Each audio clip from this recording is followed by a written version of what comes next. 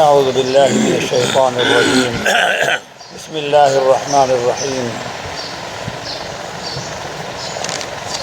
یہ تعوذ اور تسمیہ۔ تعوذ کا مطلب ہے اعوذ باللہ من الشیطان الرجیم پڑھنا، اور تسمیہ کا مطلب ہے بسم اللہ الرحمن الرحیم پڑھنا۔ علماء لکھتے ہیں کہ جب بھی انسان قرآن کی تلاوت شروع کرے تو اس سے پہلے اعوذ باللہ من الشیطان الرجیم پڑھے۔ قرآن پاک میں اللہ پاک کا حکم ہے اذا قرأت القرآن فاستعذ باللہ من الشیطان الرجیم، جب تو قرآن پڑھنا شروع کرے اس سے پہلے اللہ کی مدد مانگ لے شیطان مردود سے۔ علماء نے اس کی حکمت یوں لکھی ہے، بیان کی ہے کہ انسان جب کسی گھر میں رہائش اختیار کرنا چاہتا ہے تو پہلے اس گھر کو تکلیف دینے والی چیزوں سے پاک صاف کرتا ہے۔ تکلیف دینے والی چیزوں سے پاک صاف کرنے کے بعد پھر اس کو زیب و زینت سے مزین کرتا ہے، آراستہ کرتا ہے۔ بالکل اسی طرح جب انسان قرآن مجید کی تلاوت کرنا شروع کرے تو پہلے اپنے دل کو شیطانی وسوسوں سے پاک صاف کرے، پھر اس کے بعد اللہ کا نام لے کر اپنے دل کو اللہ کی یاد سے مزین اور آراستہ کرے۔ یہ اس کے اندر حکمت لکھی ہے۔ تو جب بھی انسان قرآن کی تلاوت کرے جس وقت بھی تو اعوذ باللہ من الشیطان الرجیم پڑھنا چاہیے۔ اور ویسے بھی علماء نے لکھا ہے اعوذ باللہ کی بڑی بڑی حکمتیں ہیں اور بڑی اس کی فوائد اور تاثیرات ہیں۔ جب بھی انسان کوئی برا خواب دیکھے تو فوراً جب نیند کھلے تو بائیں طرف تھوک کر 3 بار اعوذ باللہ من الشیطان الرجیم پڑھ لے، اپنے آپ کو اللہ کی پناہ میں دے دے شیطان مردود سے۔ اور کوئی پریشانی ہو، کوئی مصیبت ہے، یہ سب شیطان کی طرف سے ہے۔ اعوذ باللہ من الشیطان الرجیم پڑھے۔ قل رب اعوذ بک من ہمزات الشیاطین واعوذ بک رب ان یحضرون، سورہ مؤمنون کے اندر یوں فرمایا۔ اور پھر اس کے بعد انسان جب تلاوت کر رہا ہے تو پھر اعوذ باللہ کے بعد بسم اللہ الرحمن الرحیم پڑھے۔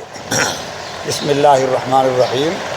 اور یہ بسم اللہ جو ہے امام اعظم ابو حنیفہ رحمۃ اللہ علیہ کے ہاں سورت سے یہ پہلے جو لکھی جاتی ہے یہ کسی سورت کا جز نہیں ہے، یہ کسی سورت کا جز نہیں ہے، بلکہ یہ 2 سورتوں کے درمیان فصل کرنے کے لیے لکھی جاتی ہے۔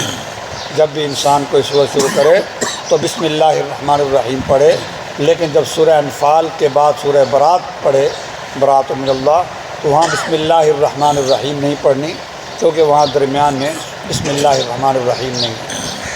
اور حدیث کے اندر آتا ہے نبی پاک صلی اللہ علیہ وسلم کان یفتتح القراءۃ بالحمد للہ رب العالمین، نبی پاک صلی اللہ علیہ وسلم جو قراءت شروع کرتے تھے الحمدللہ رب العالمین سے۔ قراءت نام ہے قرآن پڑھنے کا، سورہ فاتحہ پڑھنے کا۔ تو آپ علیہ الصلوۃ والسلام کے بارے میں آتا ہے کہ وہ الحمدللہ رب العالمین سے وہ قراءت شروع کرتے تھے۔ تو اس سے بھی معلوم ہوتا ہے کہ بسم اللہ جو ہے وہ سورہ فاتحہ کا جز نہیں ہے۔ اگر سورہ فاتحہ کا جز ہوتا، حصہ ہوتا، تو آپ قراءت بسم اللہ سے شروع کرتے، نہ کہ الحمدللہ سے۔ اور اسی طرح علماء نے یہ بھی لکھا ہے کہ بسم اللہ نماز کے اندر آہستہ آواز سے پڑھنی چاہیے، اونچی آواز سے نہیں پڑھنی چاہیے، کیونکہ اگر آپ یہ اونچی آواز سے پڑھتے تو صحابہ کرام پھر یوں کہتے کہ آپ قراءت جو ہے بسم اللہ سے شروع کرتے تھے، لیکن آپ صحابہ کرام نقل فرماتے ہیں کہ آپ قراءت الحمدللہ سے پڑھتے تھے۔ تو بہرحال اور ایک حدیث کے اندر آتا ہے کل امر ذی بال لم یبدا فیہ بسم اللہ فہو ابتر، اور ایک روایت کے اندر فہو اخطا کے الفاظ ہیں کہ ہر عظمت والا شان والا کام جو بسم اللہ پڑھے بغیر شروع کیا جائے وہ بے برکت ہوتا ہے۔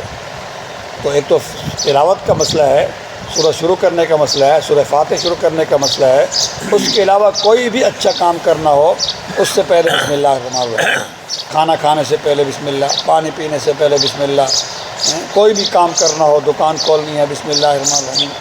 تو کل امر ذی بال لم یبدا فیہ بسم اللہ فہو ابتر فہو اخطا۔ اور یہ بسم اللہ ایک ایسی چیز ہے جس طرح وہ جو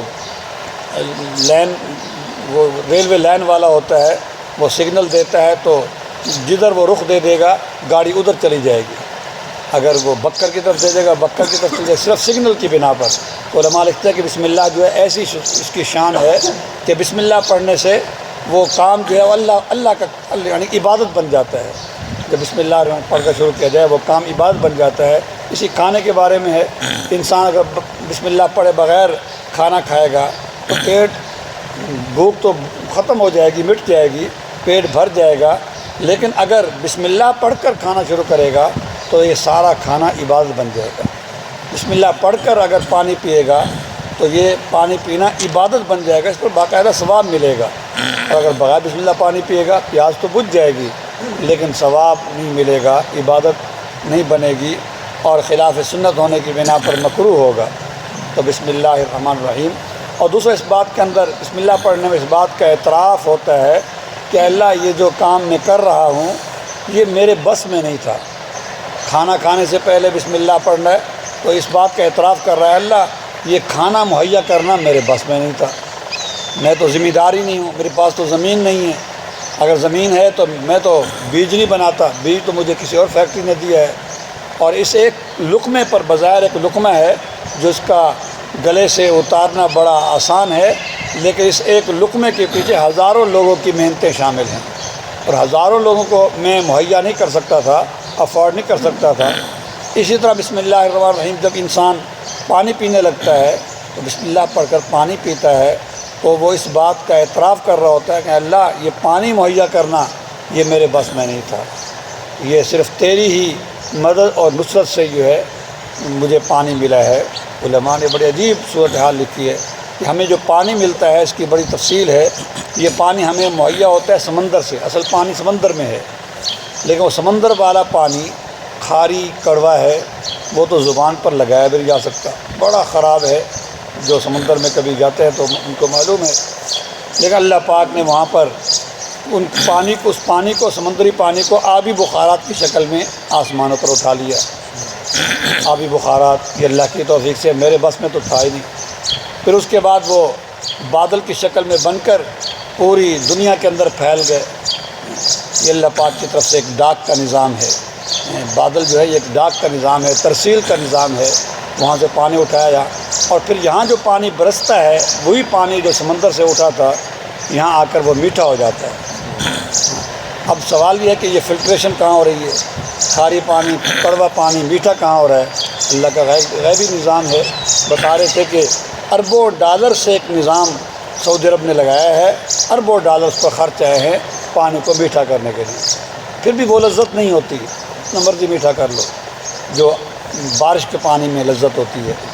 تو یہ فلٹریشن کا نظام جو ہے یہ اللہ کا غیبی نظام ہے جو اللہ پاک نے لگایا۔ پھر اللہ پاک نے اس کو مثال کے طور پر یہاں ممتاز آباد میں یہ نہیں کہہ دیا کہ بھئی میں بارش اتار رہا ہوں سارے سال کا پانی سٹور کر لو، ہم کہاں سے سٹور کرتے ہیں، ہمارے پاس اتنی جگہ ہی نہیں ہے اور اتنا پانی تو برداشت نہیں ہو سکتا اس زمین سے۔ اللہ پاک نے یہ پانی اتارا ہے پہاڑوں پر، گلیشیئرز بنائے ہیں، وہاں پوری زندگی کے لیے اللہ پاک نے پانی محفوظ اور سٹور کر لیا ہے، بالکل صاف ستھرا پانی ہوتا ہے، آہستہ آہستہ رستا رہتا ہے اور زمین کے اندر بھی نالیاں ہیں اور زمین کے اوپر بھی نالیاں ہیں دریا اور نہروں کی شکل میں۔ تو آہستہ آہستہ ہم اپنے بقدر ضرورت جو ہم لیتے رہتے ہیں، ورنہ ہمارے لیے زندگی بھر چھوڑ ایک مہینے کا بھی سٹور کرنے کا کہہ دیا جاتا تو ہمارے لیے بڑا مشکل ہو جاتا ہے۔ اتنی زمین نہیں، اتنا پلاٹ نہیں، اتنا مکان نہیں، اتنا سٹور، اتنی ٹینکی نہیں ہے۔ پھر یہ پانی دوبارہ سمندروں میں جا کر گرتا ہے، پھر دوبارہ گندا پانی ہوتا ہے، لیکن فلٹریشن اور وہ پانی جو سمندر میں کھڑا ہوا ہے اس کے اندر اللہ پاک نے کوئی ایسا کیمیکل ڈالا ہوا ہے، وہ کھارا تو ہے لیکن خراب نہیں ہوتا، کھارا تو ہے لیکن خراب نہیں ہوتا، ورنہ پانی تو تھوڑی دیر بھی کھڑا ہو جائے، چند دن کھڑا ہو جائے تو وہ تو بدبودار ہو جاتا ہے۔ یہ سارا بسم اللہ الرحمن الرحیم پڑھ کر جب انسان پانی پیتا ہے تو وہ اس بات کا اعتراف کرتا ہے اللہ یہ پانی میرے بس میں نہیں تھا، یہ سب کچھ تیرے ہی توفیق سے ہے، تیری ہی قدرت سے ہے، تیری ہی مدد اور نصرت سے ہے۔ دکان کھولے گا تو بسم اللہ الرحمن پڑھے گا، اس بات کا اعتراف کرے گا کہ میں نے دکان تو کھول دی لیکن گاہک کو بھیجنا میرے بس میں نہیں ہے، گاہک کو متوجہ کرنا اور اس کا میری چیزوں پر اطمینان کرنا اور میرے ریٹ پر اس کا اطمینان کرنا یہ صرف تیری مدد سے ہو سکتا ہے۔